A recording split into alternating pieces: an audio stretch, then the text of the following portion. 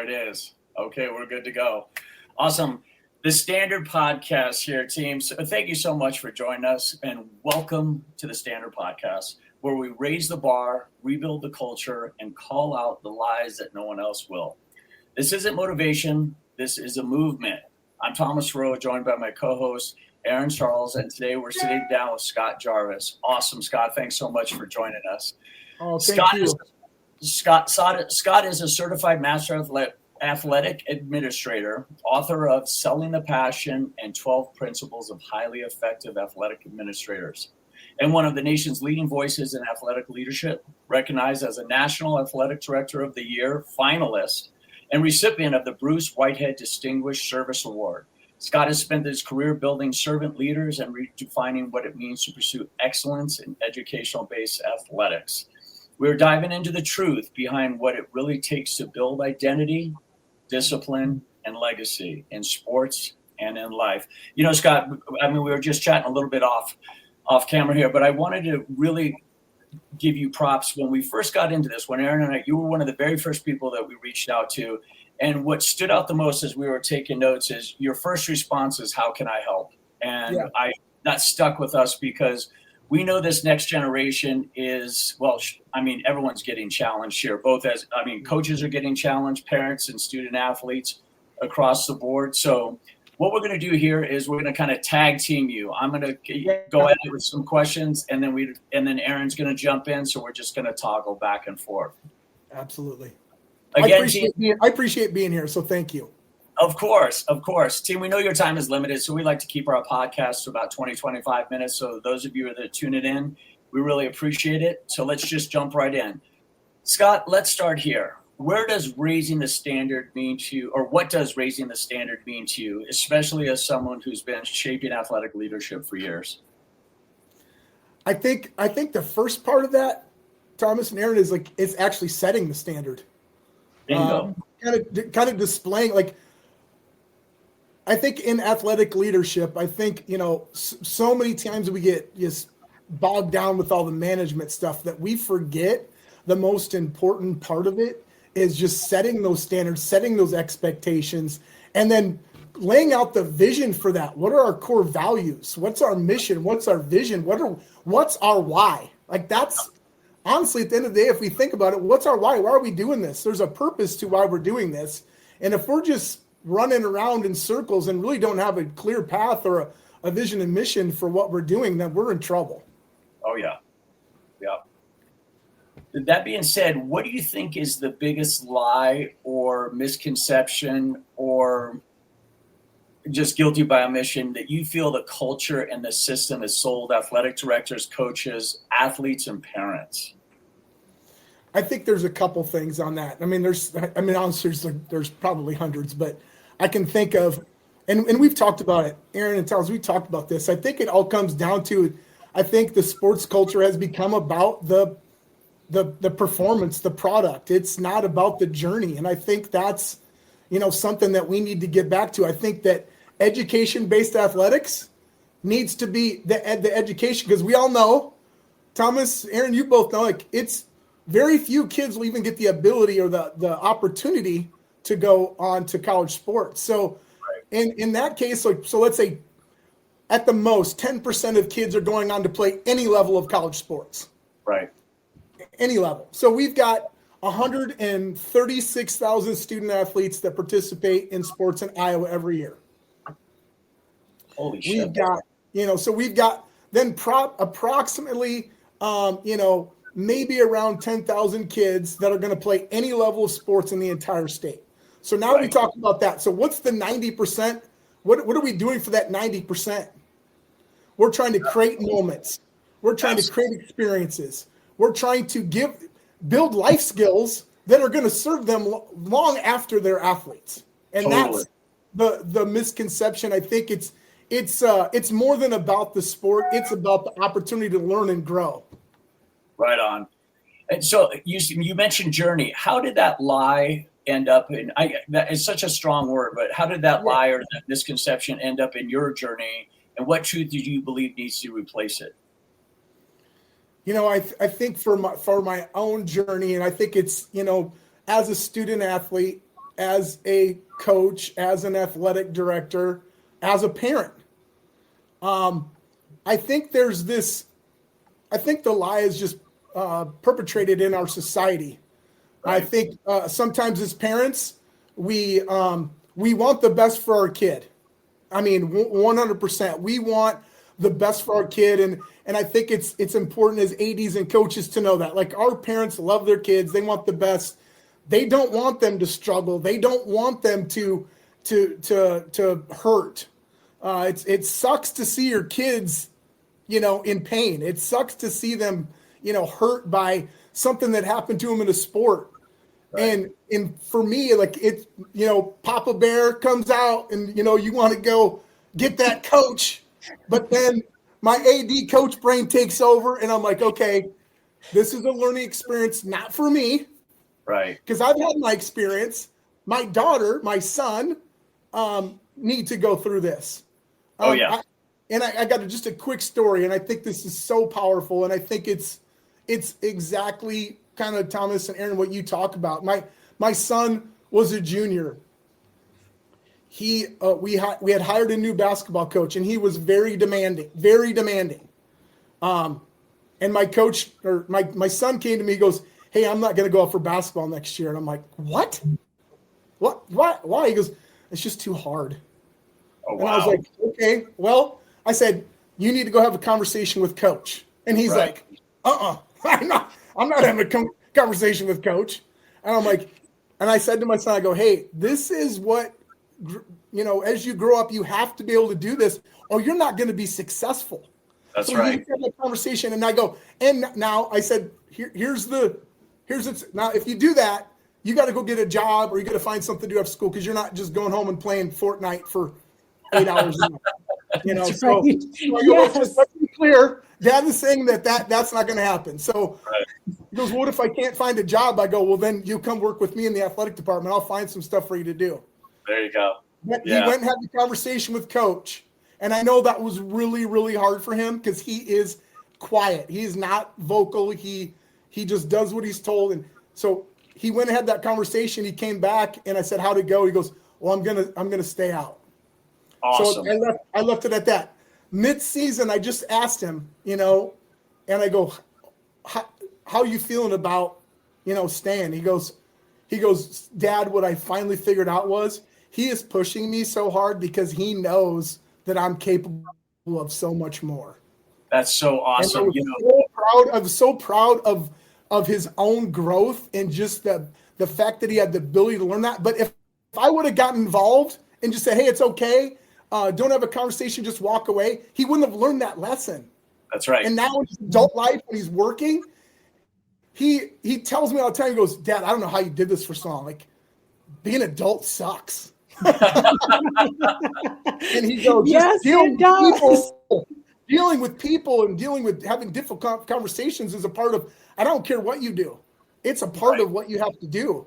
And a lot of times you both know that they're not going to like the conversation or they're not going to like what you have to say. But sometimes you got to do those tough things. I just was speaking to a group of ADs yesterday and I said, for me, it's saying this to myself: this problem that we're having, we're one tough decision away from making this problem resolved. Yeah. Mm-hmm. Yeah. And I think that's important for us to remember. And I think that's what we learn through. We have the opportunity to learn through sport. And unless coaches, athletic directors take that upon themselves to do that, then sport is just sport. But can we use the things that kids learn through sport to make their lives better? I think we need to change lives. We need to change kids' lives. We need to transform lives instead of just coaching the sport. No doubt. You touched on something that we just had a conversation with somebody else the other day. It wasn't a podcast, but we were talking about how if the coach is talking to you, if the coach is writing you, it means that they believe in you. You got to be, when you're an athlete and the coach ignores you, then you've got problems, right? I mean, once when I was younger and I figured that out, through mentors like what the three of us are doing, I was like, oh, okay. So when he's riding me really hard and making me run laps, it's because I made a mistake and they just have high expectations for you. So that's one of the things we try to tell the athletes is like, look, when your coach stops talking to you, then you're in trouble. Yeah. So at this point, I'm going to turn it over to Aaron. Like I said, we're going to tag team you. So go at it, Aaron. Get them. No, I love that story. It's so powerful. How, and our kids need that unlock, and for the coach to understand the power that they're holding to give back to that kid That's a great point. is incredible. So good job, Dad. I want to know who Scott Jarvis is beyond all the books you've written, all the athletic administration. Like, who are you? Oh gosh, that's a great question. And we talked about this too, is just that identity piece that athletics pulls you to, and like you identify, like, so, I would say, like, oh, I'm an athletic director. Who do I identify? I'm an athletic director, but so much more. I think it comes down to, for me, a couple things. How I, as a person, interact with other people, how I make other people feel. And I want that part of my transformational purpose statement for me about, being who I am and who I want to be. And I think as I've gotten older, I've understood that reflection is so important in that. And I would say that for me, it's, if I can serve others, if I can add value to their lives, if I can inspire leaders, coaches, student athletes, athletic directors to pursue excellence in everything they do, and then just go positively impact and influence the lives of others, that's who I feel like I am at my core. Like, that's what I want to do. I want to help people. Just like when we first met and you told me about your mission and your vision and you're just so passionate about it, I'm like, that's what I want to do. I want to help people that are going out and doing good things for kids and for coaches, and understanding that this platform is so powerful in teaching kids all those skills they need to know. Like, I just read an article not too long ago. It talked about, like, Fortune 500 companies search for athletes because they know they've had to go through adversity. They know they've had these life experiences. And that doesn't have to just be athletics. It could be band, choir, speech and debate. All those kids have that ability that they've had to work through issues, have had to overcome obstacles. I think that's important because, gosh, right now for kids, it's easy to go sit behind a screen and their social skills are like, oh yeah. Buttons. So I think that for me, at the end of the day, if I was going to say, who am I just want to be able to serve others, help others pursue, excellence in themselves. And I can only say that because I've had so many people pour into me, like coaches, other ADs. Like, I would not be here, I would not have the opportunity to speak with you right now if it wasn't for so many people. So for me, it's like, now what, I've been given so much. Now what can I do to help others, aspire to greatness? Awesome. I love that. Yeah, we just had a conversation with somebody else who was a collegiate swimmer. And it was so funny. She went into corporate America and what she missed was the team. But I think that team element too of how you interact and interrelate with others is so critical as part of that journey. Spending 25 years in corporate America, like being able to work with others is like a foundational skill set that sometimes you don't know that you have as an athlete. And I think too, Aaron, you made a good point there. I just think the ability to have that, they call the IQ, but then they have the EQ, that emotional intelligence. Yeah. And this ability to work with others, but also be able to, like, understand and know yourself so that you can manage and control your emotions too. So important. And I know that we all fall short of that. Like, we've all lost our temper. We've all said things we don't need to say. We've all done that. But again, I think just the ability that we have to have some empathy, put ourselves in the place of others. But then to do that, we have to get to know them. And I think that's so important in leadership. Oh, yeah. I totally agree. So how would you define character, integrity, and discipline? Oh, that's a good question. I think I think character, I mean, so many people think I have these characteristics. I have this characteristic, but I think at the end of the day, I think your character is just revealed in your actions and what you do. I think that is so, so important because we can say all the right things, but then do all the wrong things. And then you lose your integrity. Then your integrity is not there. Then you lose the trust of others. And so I think and it's hard for all of us, myself included, to always have integrity, to always show the best character because we are human. We do screw up. We do stupid stuff sometimes. And that's hard to overcome that. Right. It's hard to overcome when we dig ourselves holes. And, mention thousands and thousands of mistakes I've made in my life. And hopefully I learn from all of them. Sometimes I don't. Sometimes I need to readjust, adapt, adjust, and overcome. There you go. I love it. But I feel like for me, that's the definition of integrity and integrity, character. And that was the third one, Aaron. I apologize. Discipline. And again, so we go back to that. I think it's just the consistent effort that you make every day. I mean, we can go in the gym and work out every month. We say we work out, but if you don't do it every day, it's not going to benefit you. So I think it's just that consistent effort every day to hold yourself accountable, hold others accountable. And I think that's such a tough skill, like holding people accountable and then not having them hate you. Like that's hard. You really have to, I think as a leader, that's a hard thing to do. But I think it comes down to then is like, are you investing time? Are you trying to build value in those that you lead? Are you spending time with them? Investing time in others is so important. So I think that all three of those connect so closely. And I don't know that you can have one without the other. Agreed. True. Yeah, that's so important. I totally agree with you. So what does legacy beyond performance mean to you? So not just for athletes, but for coaches, athletic directors, how does your legacy shape who you are? We talk about this with our coaches.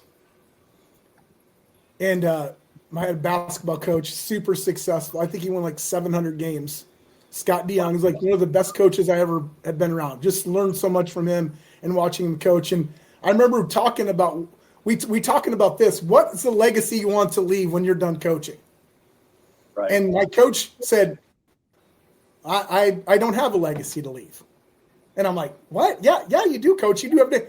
He's like, if I'm not going back to the discipline, integrity, care, he goes, if I'm not doing, if I'm trying to build my legacy from when I'm gone, what am I doing when I'm here? Mm-hmm. So it was different, kind of a perspective shift, but it was like, what am I doing every day to build relationships with kids, to add value, to serve others, to displaying character, to having integrity, to being disciplined, so that my legacy when I'm gone is that of everything that I did. And that goes back to not what I said, but what I did. And I think that's, I've had so many awesome coaches through my career that I've worked with or had the opportunity to play for. And I learned something, even the bad coaches, learned something from the bad coaches too. Like, I'm not going to do that. Right. But learned so many good things from good coaches. Just been super blessed that I've been around people that have done, high school athletics the right way. Right. I love that. My last what's one truth you wish every youth athletic director, coach, athlete, parent understood the most that they probably aren't hearing right now? That's a great question. I think one truth for ADs, coaches, parents is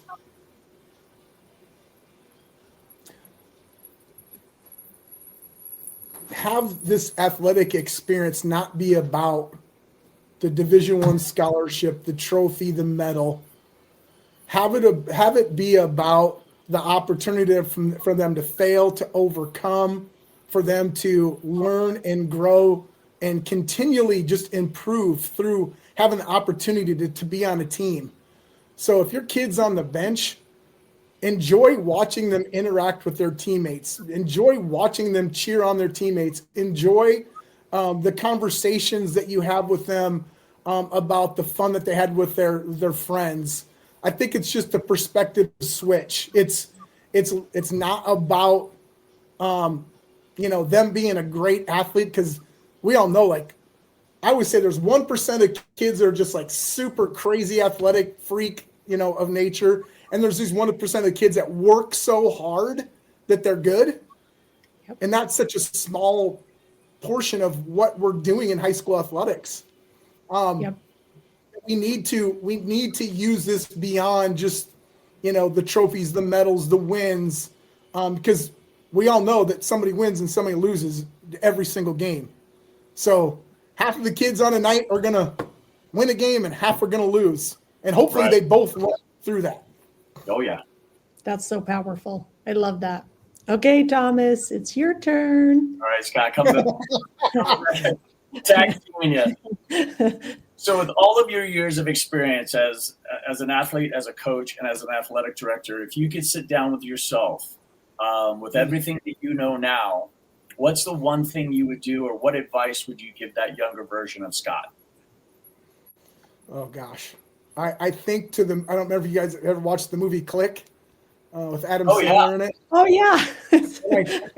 I think about this all the time. I go, so many times throughout my career, I've wanted to fast forward to get to the next thing, and not really truly being present in whether it was the adversity I was going through, or the fun, or the state championship, or the loss. Just being present in the moment. And I say that in every part of my life, my personal life, my professional life, just taking time to reflect and be present in the moment. There you go. There you go. Love it.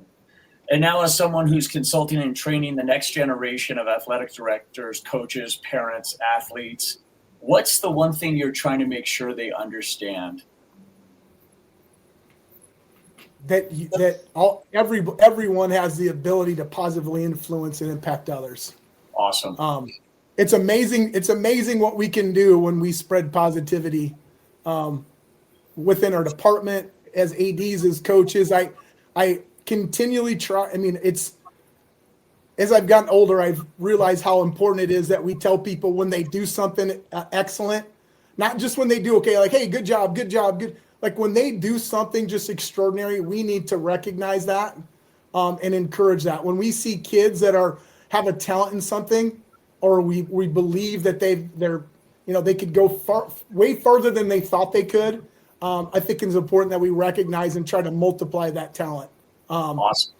And I see that as I get older and older, I just find that to be more important. That's kick-ass. Love it. All right, Aaron, put him on the hot seat. Okay, this is our rapid fire round. So I'm going to say, you better get ready. So I'm going to start it off and you get to finish my sentence. Okay. So discipline equals consistency. Leadership equals love. Faith equals commitment. Legacy equals relationships. So this isn't a finish my sentence, but what's one thing you would never compromise on? Oh, I just think,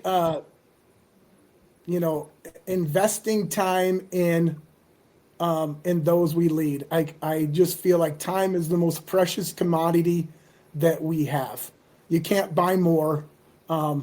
And I hate wasting time. So for me, just investing that time and being intentional with my time is so important. And I think when we spend time with things, that leads to so many other things. And I think it connects to all the things that we talked about.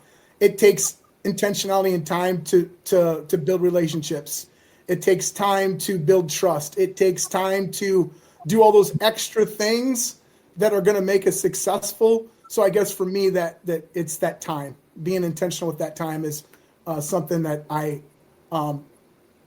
as I think about that and reflect on that, maybe the most important thing. Even I go back to the moment, the being in the moment, and just making sure that I'm holding myself to being in that moment, because it's so easy now. Get on the phone and we disconnect from what's going on around us, and I still do it. But I need to be better at it. Right. I think for me, it's time, Aaron. I love it. I can work on that too. I love that. Yeah. Same here. So what's one message, if you could put it on a billboard for the next generation of either athletes, parents, coaches, ADs, what would that be? I think it's just love that journey that we get to see those kids go through. Just love the journey. I love it. Awesome. Right on. All right, Scott, before we wrap up, is there something we didn't touch on today that you feel that coaches, athletic directors, parents, or athletes need to know or need to hear from you?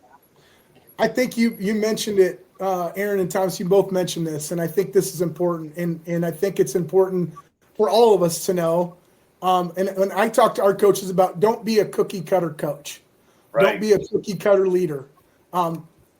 We got kids coming from all different directions, coaches as ADs.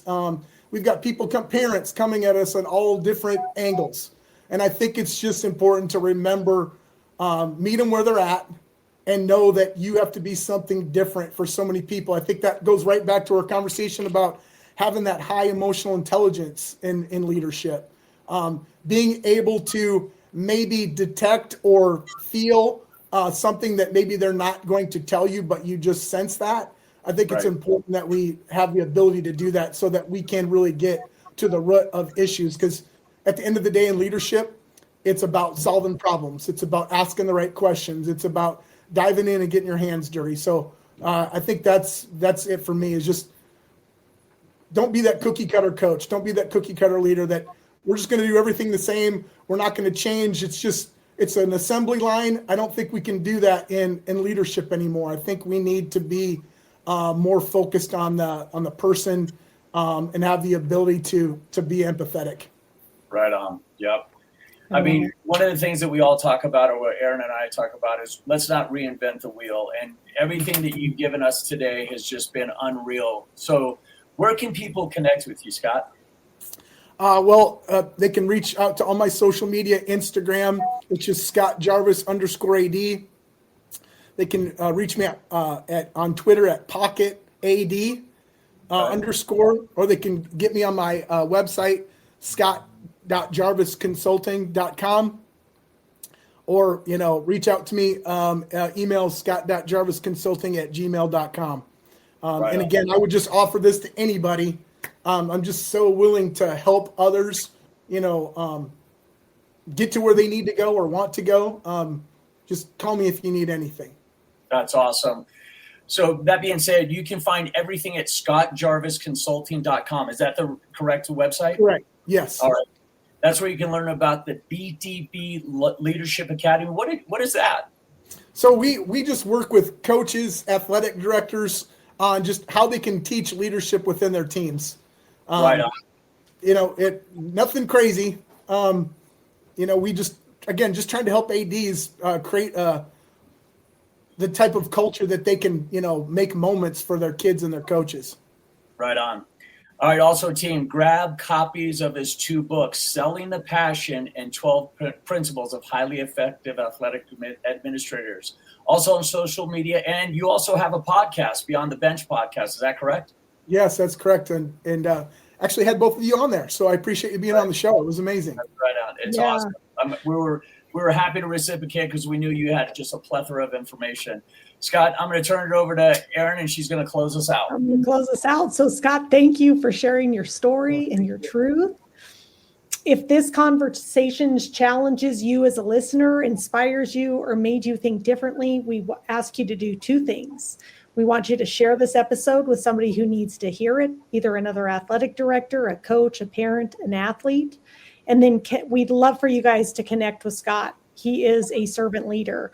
And when he says he will help you out, the man will help you out. So please reach out to him, hit him up, check out his books, check out his website. We would love to have you connect with him. And if you're an athlete, coach, or parent ready to raise your standard, check out Blueprint to Blue Chip at blueprintbluechip.com. We help athletes build identity, discipline, and legacy that goes beyond the game. And if you want to really get clear on who you are beyond the game, join us for a 5-day reset that's free at our website, blueprintbluechip.com. It's designed for athletes who are ready to rebuild their foundation. And if you have a second and this episode resonated with you, take 30 seconds, leave us a 5-star review on Apple Podcast or Spotify. It helps us reach more athletes, parents, leaders who need this message. This is the Standard Podcast, and this movement only grows when we raise the standard together. Talent fade, but truth endures. Raise the bar, rebuild the culture, become the standard. Until next time. Thanks, you guys. Right on.